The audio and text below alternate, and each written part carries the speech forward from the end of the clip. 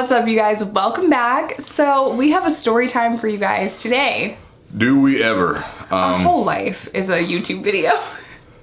This could go on and on. And on and on. We were writing down ideas for the channel for 2020. You guys, there's so many videos we have to film for you guys, so I'm so excited. Everyone's like, you're gonna run out of content. No, my whole life is content. So I don't know.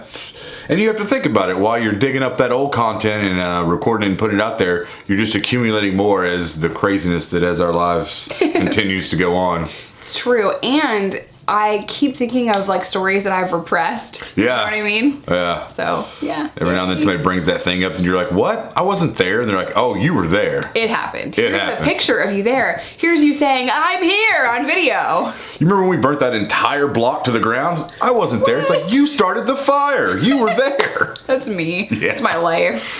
Yeah. So, that's not what this video is about. It isn't. We're going to be talking about how felons and someone with shit credit got taken advantage of. And I think that as a society, we don't treat our most vulnerable very well. Poor people, veterans, senior citizens. I know felons normally wouldn't fall into that category, but when you're trying to rebuild your life, it is in our best interest that we rehabilitate offenders so that our society is just better. And it always seems like the struggle's real on the come up. Oh, you know what I mean? It is. Yeah. It's like, could we make this just a little bit more difficult for you? It's like the subprime lending rates for people with poor credit. Yeah. You know, it's like once the cream rises to the top, life gets a lot easier. But like I said, on the come up, you know. I read an article about overdrafting in 2017. Oh, the banks yeah. got like $3 billion in overdrafting. Crazy, man. That literally means that the banks earned money on people that literally had no money. Yeah. So. Yeah. Fuck you.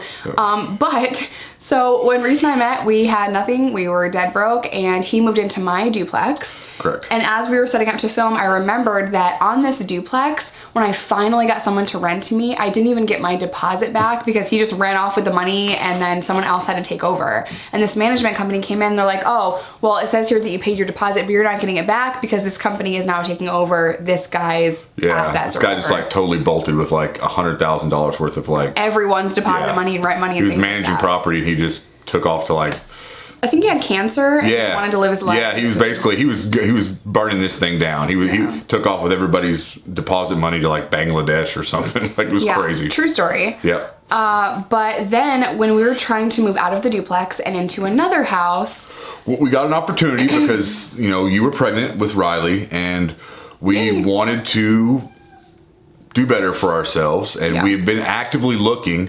We tried to apply to that place that you really liked next to my grandmother when she was still alive. Yep. So we found this really beautiful townhouse that I was obsessed with. I liked the community, and we went in just looking for it. And the day that we saw the townhouse, we actually signed a lease, wrote a check, everything. And what was it, like a week later? They called us back and said, we can't rent to you because your girlfriend is a felon. And I was like, oh, I remember you were crushed. You wanted that place so bad. And I basically told him, I said, you already took my money. Like this. They gave it back. Yeah, they gave it back. We will happily give this back to you because she is a felon. And I was like, Fuck. So we got kind of excited about that. We were, like I said, we were on the come up. We were trying to do better for ourselves. And then we got this other opportunity. Go ahead. I'll cut you off. We will call them Jack and Jill. Jack and Jill. Jack and Jill. Jack and Jill were acquaintances of our family. How did we start out with Jack and Jill?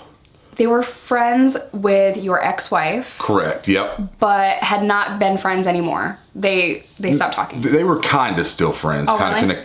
To a degree. And Jill knew my mom, right? Yeah. Jill knew your mom. Jill knew my mom, obviously through the ex-wife connection. Yeah.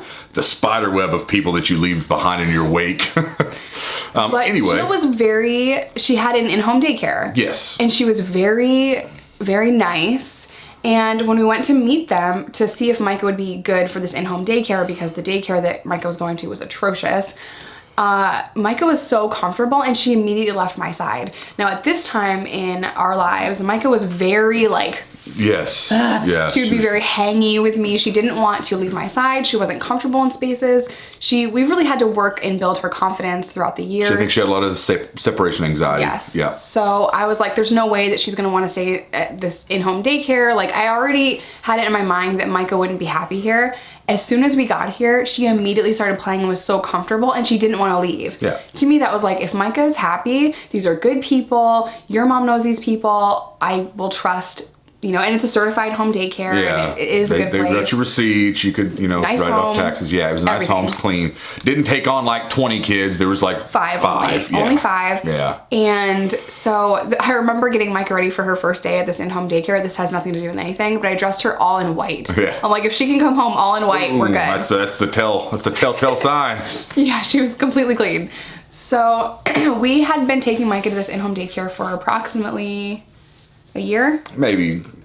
I think a little short. A little shorter than a year. We'll say 6 months to 8 months. Okay, there. but we were friends with these people. Yes. With Jack and Jill. Jack and Jill. We were friends with them. We would go to their Christmas parties, burrito night, and yeah, they knew our situation. Correct. They knew that I was on parole, and they knew Reese's background because they knew Reese's ex-wife. They knew kind of the drama surrounding his past and all of that. Which was funny to get a conflicting story from them, from what they had heard about me to what was presented. Right. Remember, that was a little, they're like, oh, this isn't the way we were told how this went. Because they heard about Meth Reese. Yeah. They didn't hear about this Reese. This Reese is a good guy. Meth Reese, total douche. Yeah. So. And my relationship with my ex-wife and that whole thing wasn't really the best, didn't have the best dynamic. We weren't clicking per se. So I'm sure they got her side of the story too, which was okay. But anyway, so they got to know us a little bit. We were familiar with these people. Right. Yeah. They were for all intents and purposes good people. Yeah.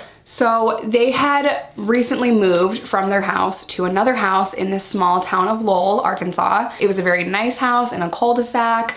And I'm like, okay, well, this is your house now. And same small town. Same small town. Yeah, then we actually had gone over there. I helped her pack. Yeah, I helped her pack. And we got over there like, man, and they told us the deal. They'd actually been up front with us and told us the deal that they got on this house, that they were paying for rent. We're like, how did you guys find this? You know what I mean? Because we're struggling. We're looking, and you guys just got such a sweet package, Yeah, so they were paying $900 for a 3-bedroom, 2-bathroom house that was very nice. I love that house. It was in a cul-de-sac. Yeah, privacy fence. Yeah, great house on a premium lot. Isn't that what the ads always say? Yeah. Premium lot. Gotta jazz it up. So, it was a good house, and I remember helping Jill unpack and everything. Yeah. It's weird calling them that, but whatever. Yeah. So, within a month, they wanted to move to a different house because a relative had passed away and they wanted to live in this rental. It was Jack's parents or whatever. Yeah. So they wanted, for the memories, for the sentimental value, they wanted to relocate back to that house, put the kids back in their old school. Or they were going to the same school, and they were having to transit them a little bit. I would give them rides. Yeah, so you were giving the kids rides to school. That's how close we were. Yeah. I was giving their kids rides home from school every time I could. Yeah. Just to work it so they didn't have to change schools. Yeah. And I didn't mind doing that. I was very happy to do that. So they wanted to move back to this house because of Jack's parents passing away, or one of them had passed away. Anyway, they want, for sentimental value, they wanted out of this house that they had moved into and had a lease. And somehow the conversation had got it started. They said, hey, why don't you take over?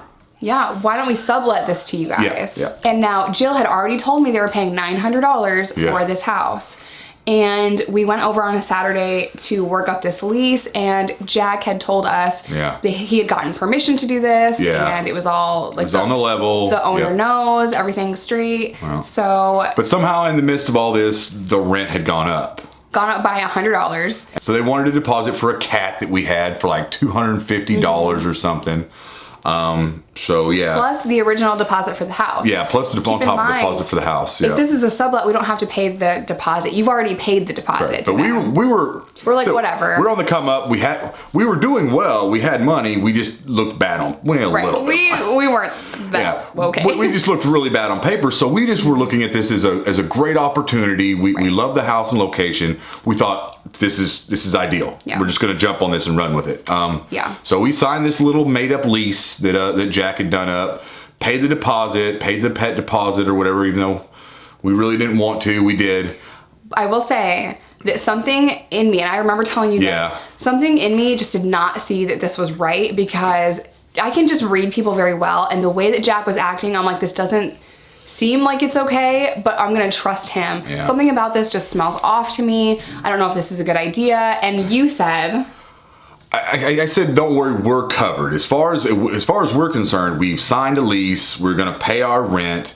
You know, if something were to happen and trickle down the line, we will be protected enough that I think we will survive any kind of aftermath should this not go the way it says it's going to go. And obviously we were kind of, when we talked about getting into the lease, we just said, why don't you put us in touch with the realtor, the property manager, or the owner? And they kind of got really shifty or shady, kind of like they didn't want to bring it up. I don't want to say it seems shifty or shady. They just were really vague about it. And then they just kind of came up with this story like, oh, they want us to handle it. You know, Jack was like, they're going to let me manage some other properties for them, and I'm just going to do this one as the first trial. So they kind of came up with this little fabricated story of why we didn't need to meet the owner or the property management. I'm very streetwise, and I knew that this just seemed off, and I remember telling you and just being a little worried about that. But I'm 6 months pregnant. I need to get into a house. If you say we're covered, it's okay. We'll keep close eye on the payments and the checks, and we'll keep a record of everything. We get packed up to move in, and you actually help Jill pack up this house so we could move in, because they weren't ready in the timeline that we need to be ready so that we can move all our stuff in.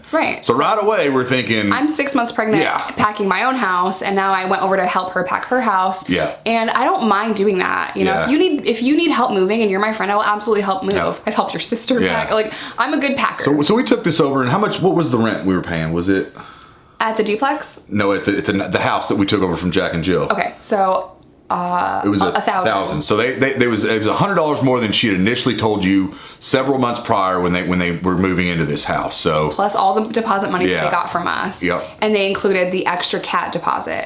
So you know, they hit a little score on us here, and we were just okay with it because of our situation.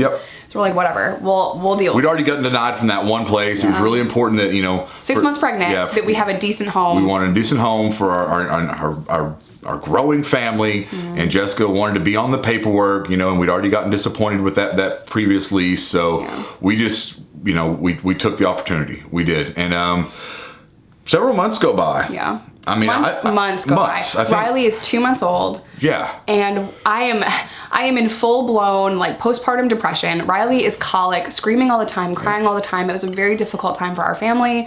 No matter what I did, this kid just wouldn't stop crying. She had acid reflux and colic. Well, she had colic, acid reflux. Then she started to teethe as she got a little bit older. It was a really tough year. So Riley was a tough baby. Tough baby. So it is skip forward to the story is that I have a 2-month-old baby on my hip. The doorbell rings. The impact moment of this story is now. Pay attention if you're watching. So I have a 2-month-old baby on my hip. The doorbell rings. I ignore it because I'm just trying to make dinner for Micah, and I'm trying to get everything ready, and I am exhausted. I probably slept 2 hours in the last 24 hours. The doorbell rings again, and I'm like, ugh, because we're in a cul-de-sac in Northwest Arkansas. I'm like, someone's gonna try to sell me something. It's cookies or whatever, and I just ignore it. Will you buy my ice cream or buy? And of course, I always help me buy my books or something for school. I always have to say yes. And it takes up 20 minutes, and I just don't have 20 minutes right now. Like, so I just ignored it. And it rings again. And it rings again. And I open the door like this. What? Because I'm exhausted. I mean, I probably had a top knot bun, no makeup. There's probably throw up on my clothes from this baby. What? And he's like, I'm looking for Jack and Jill. And I'm like, what? The small statue of an... Very small man. Very small man. He was Asian as well, right? He was Asian. He was Asian. Yeah. Very small Asian guy that I'd never seen before. I'm looking for Jack and Jill. And I'm like, what? Jack and Jill don't live here. And they're like, he's like, I am the property manager of this house. And I'm like, okay. And they have not paid rent in 4 months. And I was like, excuse me? I'm sorry, I haven't slept. Can you just say that one more time to me? And he said it again. And I said, do you want to come in? This doesn't seem right.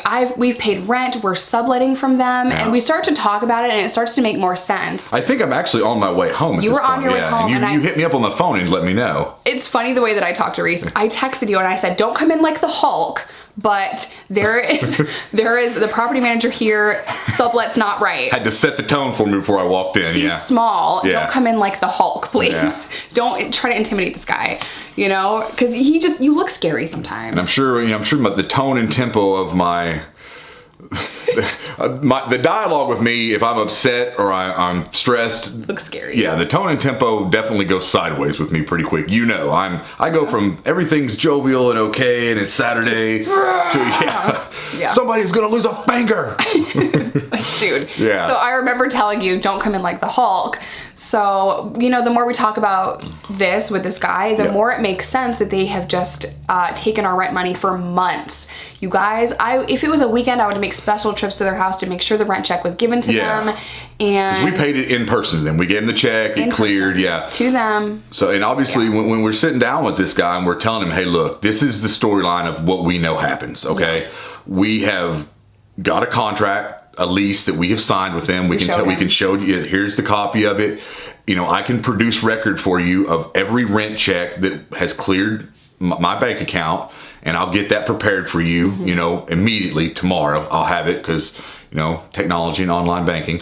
So yeah, I got all that stuff over. So we had, all the supporting documents we needed to prove our case that we were good tenants. We went into this thing unknowing, with the best intentions. We have paid every dollar of the rent that we said we'd pay to the people we said we would pay it. Mm-hmm. And if you're not getting this money for whatever reason or whatever story you've been told by Jack and Jill, that's not our fault. You know what I mean? We want to remain in this house, and this is the reason why we're in this house. You need to have this discussion with them. And I did tell him we wanted your information. They wouldn't give it to us. Correct, yeah. So we were just really honest about all of this, because when he started to tell Mama Bear that you're not paying your rent, and I'm thinking we're gonna get evicted, I immediately am like, they were shady to us. Yeah. And as upset as I was, I had to be honest with this guy about the situation.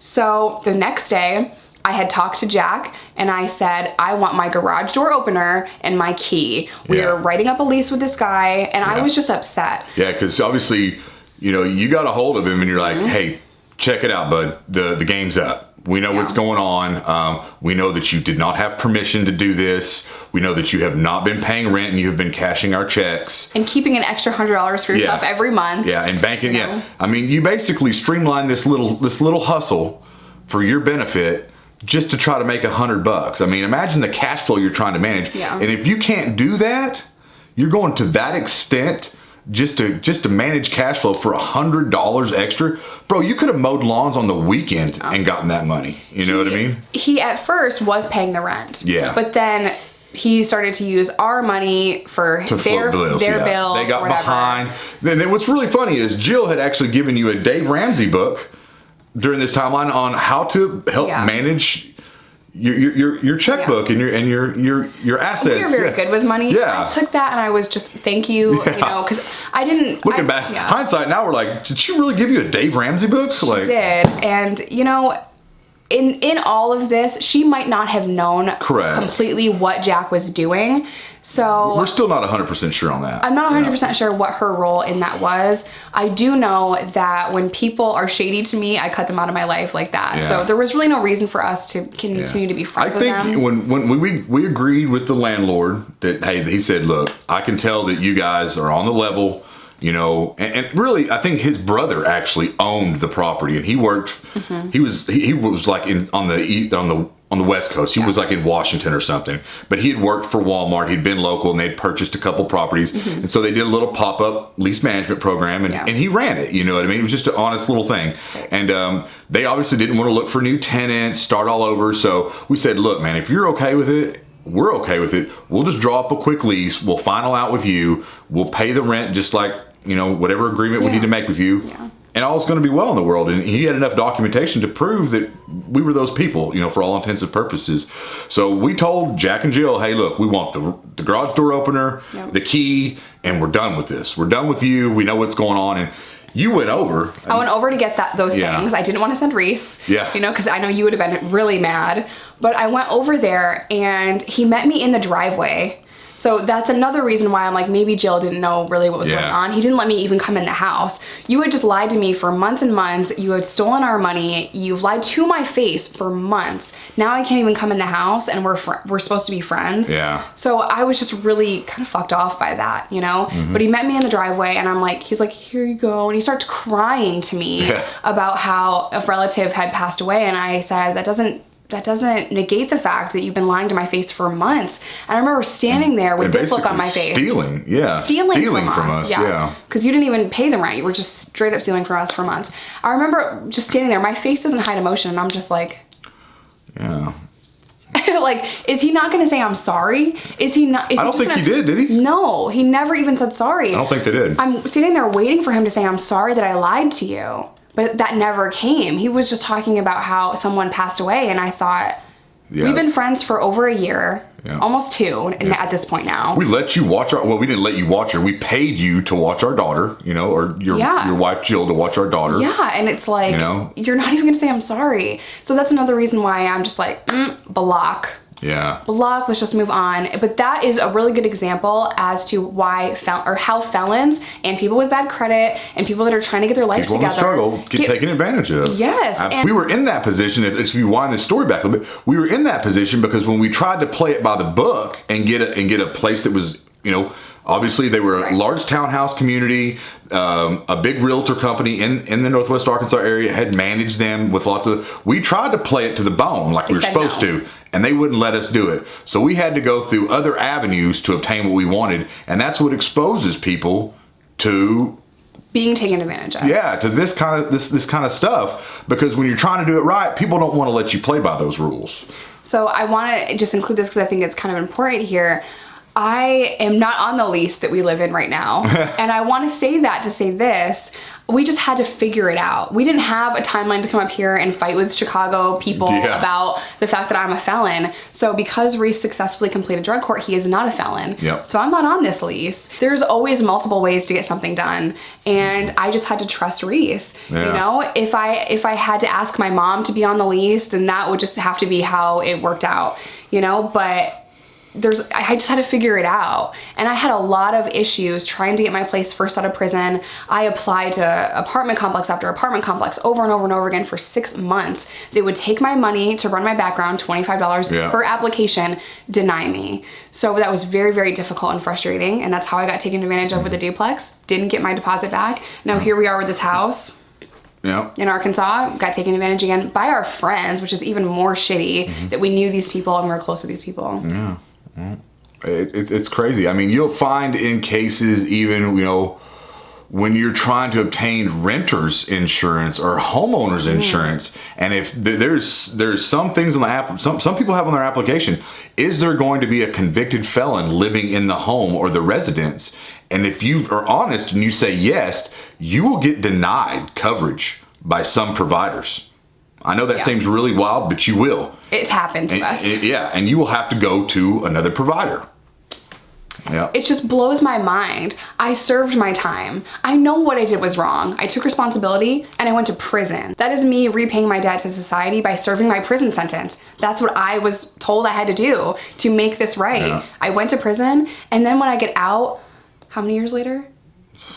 7? 7 or more now. 6.5. Yeah, so 6.5 years later, I am still targeted. I'm still told I can't be on a lease. Ugh. Yeah. It's so frustrating. So I wanted to make this video just to try to encourage people that are trying to get their life together out of prison, or they have bad credit. So just keep fighting. You're trying to rebuild your life. Like I said, bad credit is a whole nother video on its own because of the way that, you know, the lending processes and the people that, you know, they're setting people up just to basically milk broke people for every dollar they have. I mean, anytime you see those commercials like those rent to own places, you know, that you can do it with couches and TVs. I mean, that's just basically it's economically dumb to do that. It is almost legal loan sharking. Almost, that's what it really is. I mean, it's a racket. It really is. It's racketeering, just branded with, you know, some sort of furniture. Yeah, just something crazy like that.